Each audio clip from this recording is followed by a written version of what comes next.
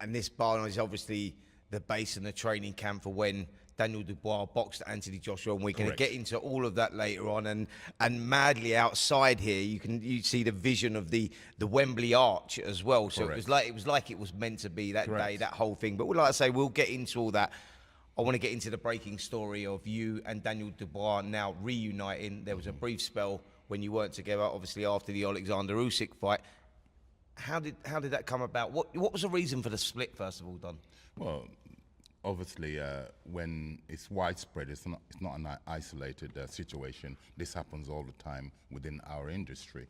When a fighter loses a fight, I would say 6 times out of 10, the coach gets sacked. So I'm no different. I'm not exempt from that. There's no other logical explanation except for we lost the fight. Sometimes fighters, listen, they've only got one career. When you look at from a fighter, you were a fighter, yeah?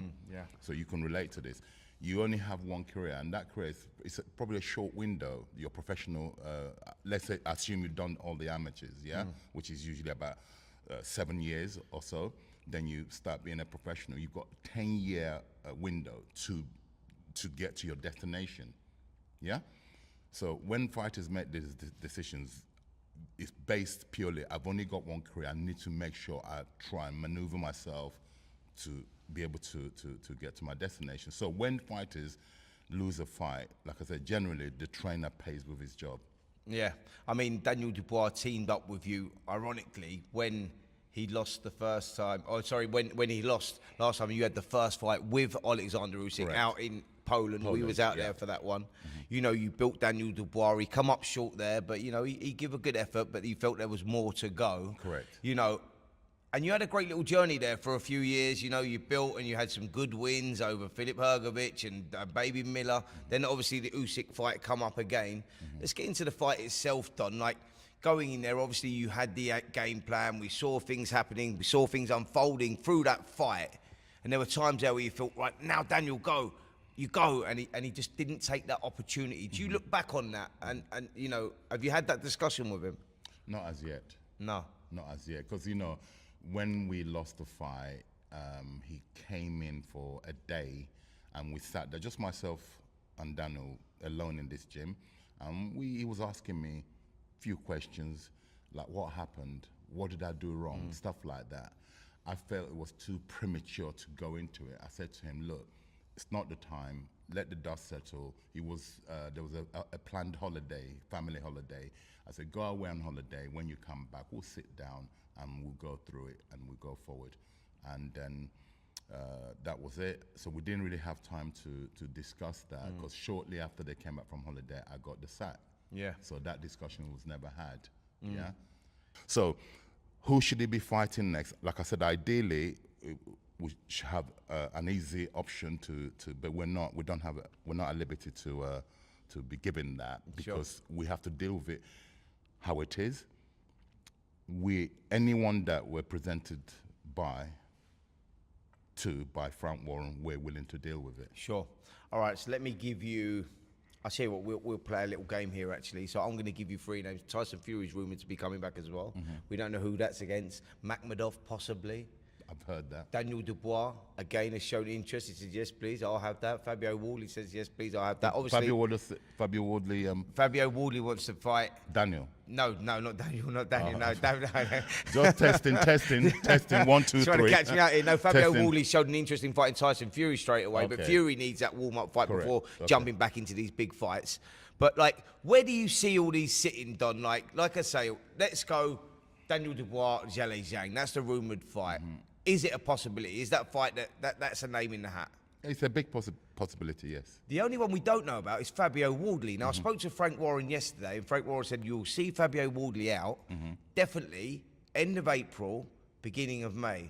I also know that he said that you'll see Daniel Dubois out in April, May time.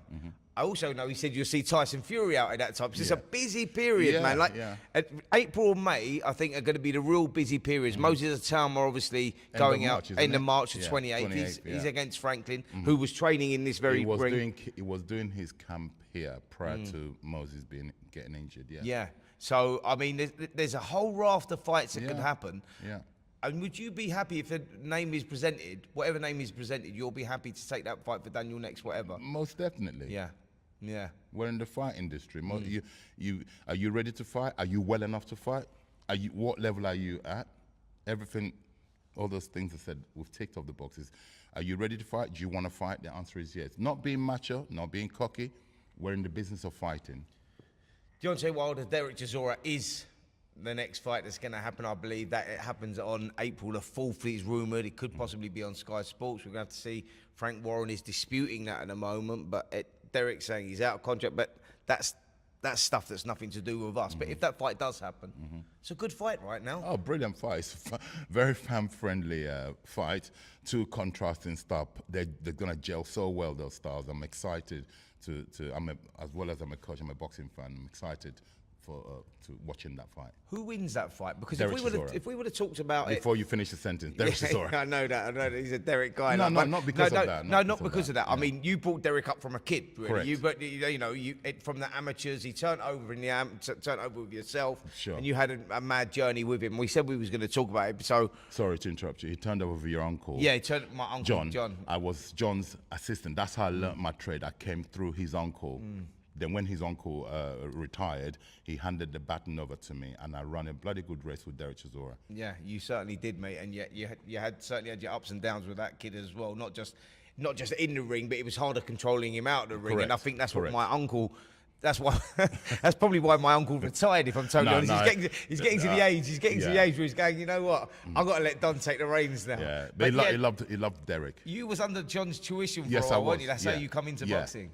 Not many people know that. John resigned after Derek's first two professional fights. After that, he called me. He said, "You know what? I've watched you, and your uncle don't give credits that easy. He's a tough taskmaster, John Oliver." He said, "I've watched you. You're good." He loved Derek, you know. Yeah, I know. He loved Derek. He still does. You know, Derek still goes around his house now. Well, good. Yeah. Good. So he should. And he said to me, "I'm going to hand you over the baton. You're good enough. Take him on. And you train him. And anything you need, I'm here for you." Have you had any conversations with Derek Chisora recently? Yesterday. Yesterday? Yeah. He called me to say, "Congratulations. I'm happy Daniel's back with you." Brilliant. And do you think that you'll ever reignite that relationship with Derek? Like, I know he's talking about now 50 and out and all that, but it's where it all started. And for me, I go, it's where it should all end. I know you've had all your problems in the middle. He has said it. You know, listen, away from the disappointments and him leaving and stuff, we're on very good terms. We speak. He calls me randomly, you know what he's like, FaceTime, boom. "Where are you?" "Derek." That's his question. I'm sure he does that to you. Yeah. "Spencer, where are you?" "Derek, I am where I am." I spoke to him the same thing. He rang me yesterday. The first thing he says, not "hello," "Where are you?" Yeah. "Derek, I'm where I am." "Why?" Anyway.